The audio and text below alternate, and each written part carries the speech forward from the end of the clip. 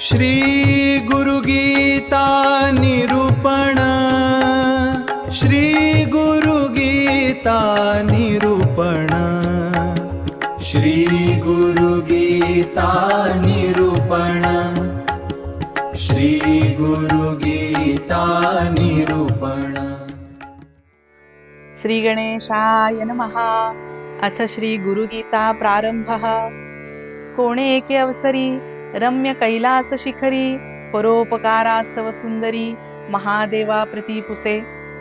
एका मंगल अशा वेळी सर्व पर्वतात रम्य असलेल्या कैलास पर्वतावर भगवान बसले होते।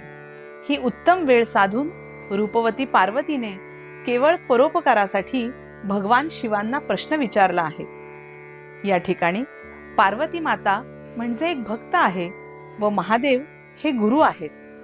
म्हणजेच एका साधकाने आपल्या गुरुस विचारलेला हा प्रश्न आहे।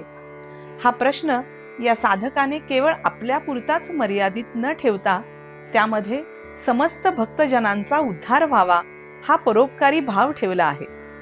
खरे तर आपले मस्तक म्हणजेच कैलास पर्वत तेच आपल्या देहाचे शिखर आहे। आपल्या शरीराच्या सर्व अवयवात मस्तक हेच सर्वश्रेष्ठ समजले जाते, कारण याच मस्तकामध्ये बुद्धी असते। ती जर व्यवस्थित कार्यरत असेल तरच शरीराचे सर्व व्यापार नि व्यवहार व्यवस्थित होतात। म्हणून या बुद्धीलाच गुरु असे म्हणतात। म्हणजे आपल्या मस्तकरूपी कैलास पर्वतावर बुद्धिरूपी गुरु भगवान शिवशंकर राहतात हा याचा अर्थ झाला। आता ही बुद्धी मनाद्वारे शरीरावर सर्व व्यवहार घडवून आणते। म्हणून मन म्हणजे या ठिकाणी पार्वती असे समजावे।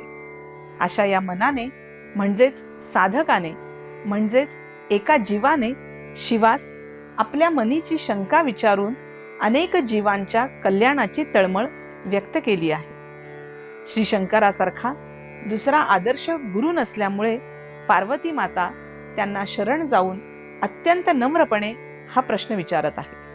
राजाधिराज सद्गुरुनाथ प्रभाकर स्वामी महाराज की जय। राजाधिराज सद्गुरुनाथ इनामदार गुरुजी की जय।